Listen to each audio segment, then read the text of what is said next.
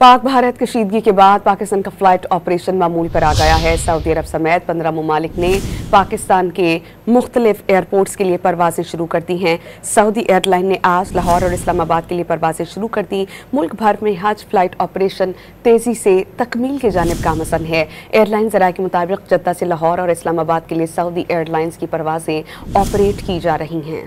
पाक भारत कशीदगी के बाद पाकिस्तान का फ्लाइट ऑपरेशन मामूल पर आ गया है। सऊदी अरब समेत 15 ममालिक ने पाकिस्तान के मुख्तलिफ एयरपोर्ट्स के लिए परवाजें शुरू कर दी हैं। सऊदी एयरलाइन ने आज लाहौर और इस्लामाबाद के लिए परवाजें शुरू कर दी। मुल्क भर में हज फ्लाइट ऑपरेशन तेजी से तकमील की जानिब गामज़न है। एयरलाइन ज़राए के मुताबिक जद्दा से लाहौर और इस्लामाबाद के लिए सऊदी एयरलाइंस की परवाजें ऑपरेट की जा रही हैं।